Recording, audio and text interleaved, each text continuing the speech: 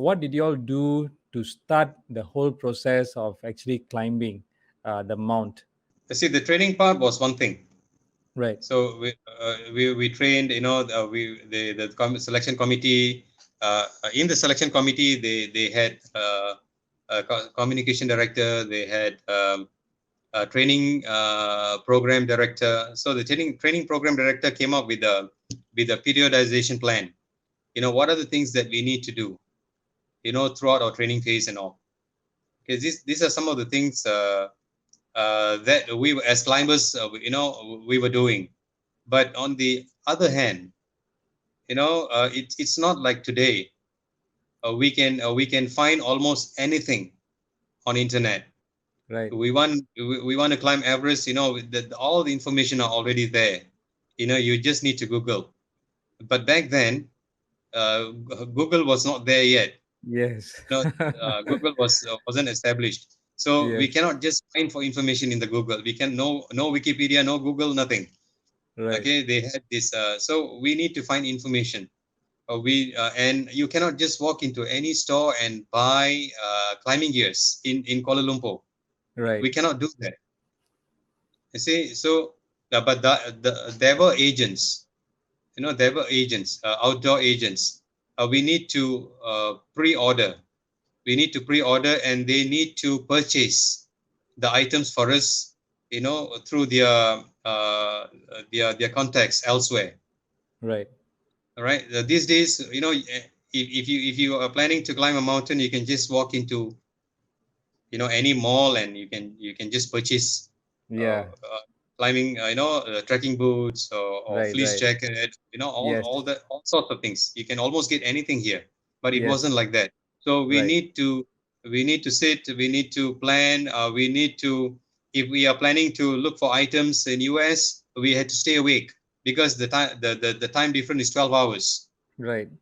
Right. So we need to stay awake, and we need to make a call in the middle of the night to either Europe or US, to To find order, for, to make the orders. Right. to either to make order or to inquire about the price. You see. Wow.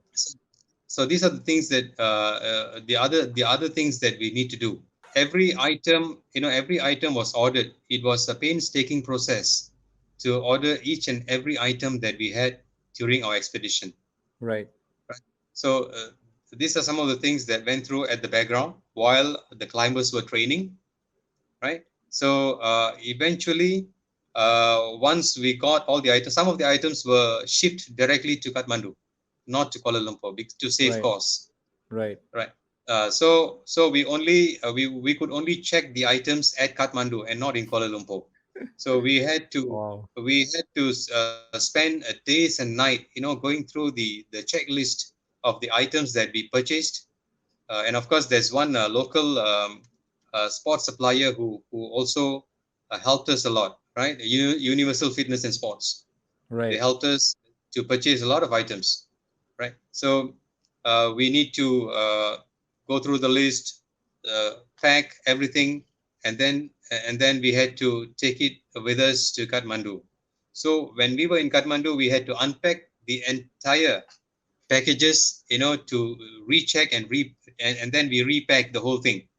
All right, so that we repacked in a different way, so that it can be easily transported to the base camp.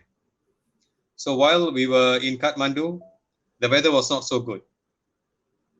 We were supposed to fly into the mountains on the 10th of March. The weather was so bad, so we only flew into a place called Lukla. Okay, that's all trekking starts from Lukla. So from Kathmandu, it's about 45 to 1 hour flight. If you're, we took a huge helicopter to fly into Lukla. Right. Right. If you're flying in, if you're using a twin otter, then it's about 40 minutes or to 45 minutes. Helicopter, it took longer.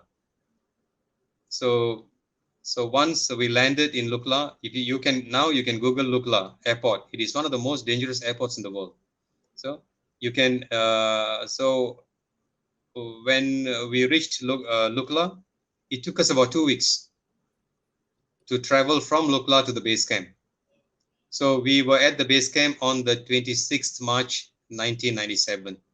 So, and from as soon as we reached base camp, it was time to acclimatize, because base camp is already 18,000 feet above sea level. It's about Right. 5,300 meters. Right. And our Mount Kinabalu is about 14,000, so 13,000 plus feet. So compared to Yes. base camp, 18,000 feet, it's much, much higher. Wow. And we had to be there for 2 months at Wow. the base camp, and to the higher camps. So we need to acclimatize. We acclimatized, and when the time was ready, we started climbing. So it was the whole process from the day we started training right up to the peak and back. Everything was carefully planned. Everything was painstakingly done, and the whole process is an experience that I will never forget.